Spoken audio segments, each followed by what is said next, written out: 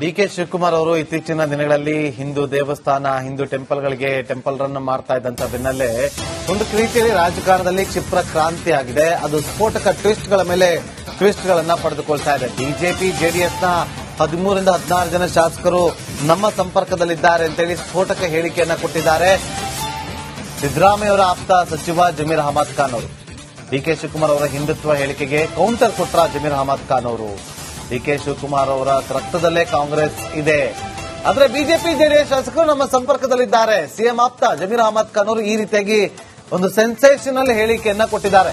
ಇನ್ನು 15 ವರ್ಷ ರಾಜ್ಯದಲ್ಲಿ ಕಾಂಗ್ರೆಸ್ ಅಧಿಕಾರದಲ್ಲಿರುತ್ತೆ.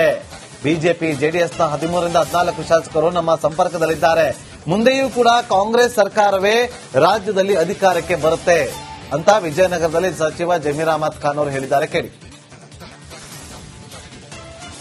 ಈಗ ಸರ್, ನಾನು ಪ್ರತಿ ಸಲ ಒಂದೇ ಹೇಳೋದು, ಈಗ ಸಿಎಂ ಕುರ್ಚಿ ಖಾಲಿ ಇಲ್ಲ, ಅಧ್ಯಕ್ಷ ಸ್ಥಾನನೂ ಖಾಲಿ ಇಲ್ಲ. ಅಧ್ಯಕ್ಷ ಕುರ್ಚಿದಲ್ಲಿ ಮಾನ್ಯ ಡಿ.ಕೆ. ಶಿವಕುಮಾರ್ ಅವರು ಕೂತಿದ್ದಾರೆ, ಮುಖ್ಯಮಂತ್ರಿ ಕುರ್ಚಿದಲ್ಲಿ ಮಾನ್ಯ ಸಿದ್ದರಾಮಯ್ಯ ಅವರು ಕೂತಿದ್ದಾರೆ. ಈಗ ಖಾಲಿ ಇದ್ರೆ ತಾನೇ ಚರ್ಚೆ ಆಗೋದು.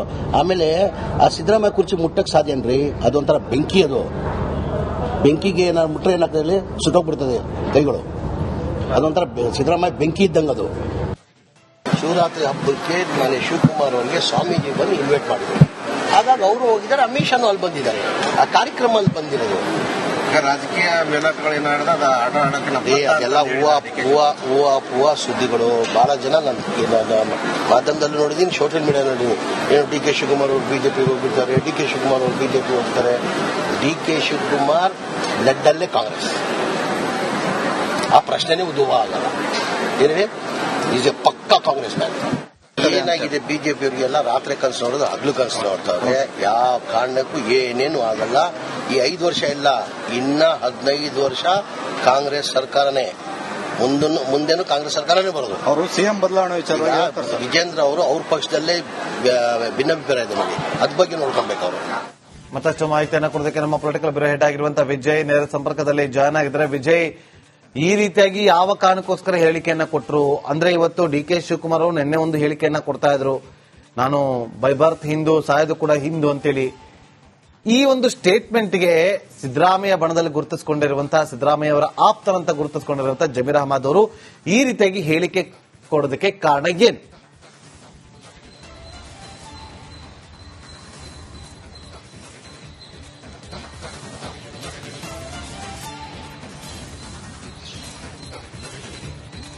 ನಾಗೇಂದ್ರ ಬಾಬು, ಏನು ಡಿ.ಕೆ. ಶಿವಕುಮಾರ್ ಅವರು ಬಿಜೆಪಿಗೆ ಹತ್ರ ಆಗ್ತಾ ಇದ್ದಾರೆ ಅನ್ನುವಂತಹ ಚರ್ಚೆಗಳು ಗುಸುಗುಸು ಬೆನ್ನಲ್ಲೇ ಸಿಎಂ ಆಪ್ತ ಜಮೀರ್ ಅಹಮದ್ ಖಾನ್ ಕೊಟ್ಟಿರುವಂತಹ ಹೇಳಿಕೆ 2 ಅರ್ಥದಲ್ಲಿ ಅರ್ಥೈಸಬಹುದಾಗಿದೆ. ಒಂದು, ಡಿ.ಕೆ. ಶಿವಕುಮಾರ್ಗೆ ಏನಾದ್ರೂ ಕೂಡ ಸಂದೇಶ ಕೊಟ್ರ ಅಂತ. ಅಂದ್ರೆ ಒಂದು ವೇಳೆ ಏನಾದ್ರೂ ಕೂಡ ನೀವೇನು ಬಿಜೆಪಿಗೆ ಹೋದ್ರೆ ಬಿಜೆಪಿ ಜೆಡಿಎಸ್ ನಿಂದ ಬರುವಂತಹ ಶಾಸಕರಿದ್ದಾರೆ ಅಂತ ಸಂದೇಶ ಕೊಟ್ರ, ಅಥವಾ ಬಿಜೆಪಿ ಜೆಡಿಎಸ್ಗೆ ಕೌಂಟರ್ ಕೊಡುವ ನಿಟ್ಟಿನಲ್ಲಿ ಶಾಸಕರು ನಮ್ಮ ಜೊತೆ ಇದ್ದಾರೆ, ನೀವು ನಮ್ಮ ಶಾಸಕ ಕರ್ಕೊಂಡಿರಲಿ, ನಮ್ಮ ಜೊತೆ ಸಂಪರ್ಕದಲ್ಲಿದ್ದಾರೆ ಅಂತ ಹೇಳುವ ಮೂಲಕ ಬಿಜೆಪಿ ಜೆಡಿಎಸ್ ಕೌಂಟರ್ ಕೊಟ್ರ? ಇವು 2 ಅರ್ಥದಲ್ಲೂ ಕೂಡ ಅರ್ಥೈಸಬಹುದಾಗಿದೆ. ಆದ್ರೆ ಒಂದೊಂದು ಬಹಳ ಸ್ಪಷ್ಟ.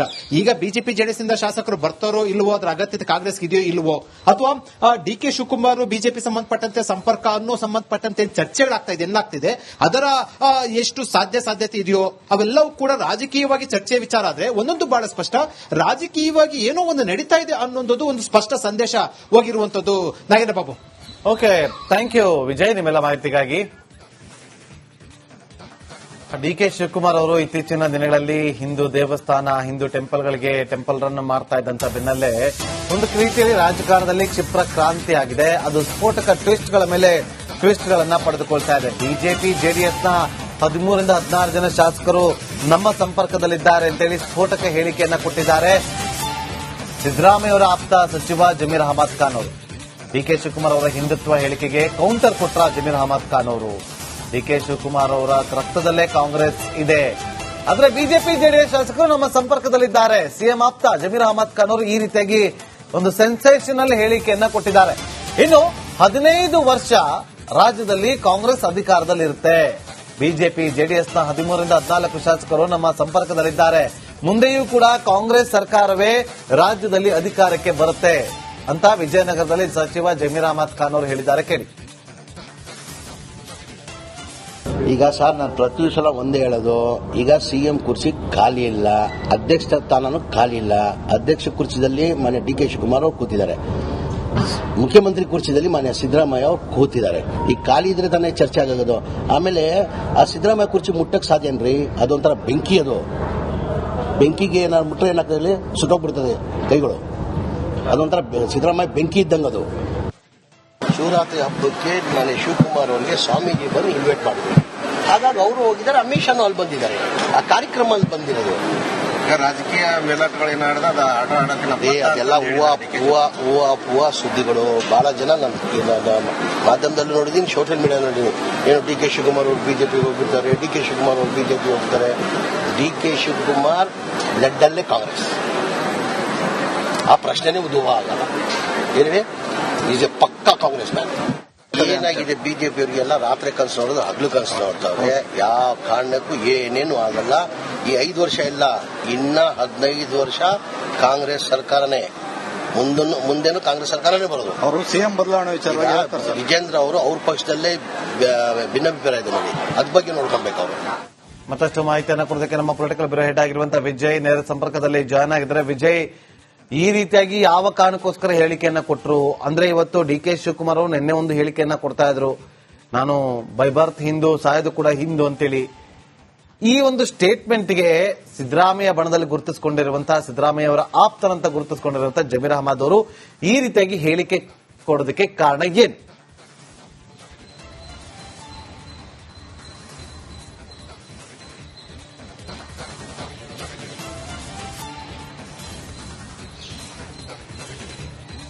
ನಾಗೇಂದ್ರ ಬಾಬು, ಏನು ಡಿ ಕೆ ಶಿವಕುಮಾರ್ ಅವರು ಬಿಜೆಪಿಗೆ ಹತ್ರ ಆಗ್ತಾ ಇದ್ದಾರೆ ಅನ್ನುವಂತಹ ಚರ್ಚೆಗಳು ಗುಸುಗುಸು ಬೆನ್ನಲ್ಲೇ ಸಿಎಂ ಆಪ್ತ ಜಮೀರ್ ಅಹಮದ್ ಖಾನ್ ಕೊಟ್ಟಿರುವಂತಹ ಹೇಳಿಕೆ 2 ಅರ್ಥದಲ್ಲಿ ಅರ್ಥೈಸಬಹುದಾಗಿದೆ.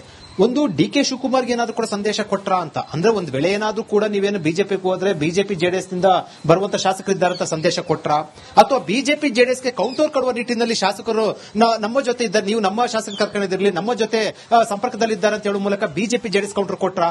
ಇವು 2 ಅರ್ಥದಲ್ಲಿ ಕೂಡ ಅರ್ಥೈಸಬಹುದಾಗಿದೆ. ಆದ್ರೆ ಒಂದೊಂದು ಬಹಳ ಸ್ಪಷ್ಟ.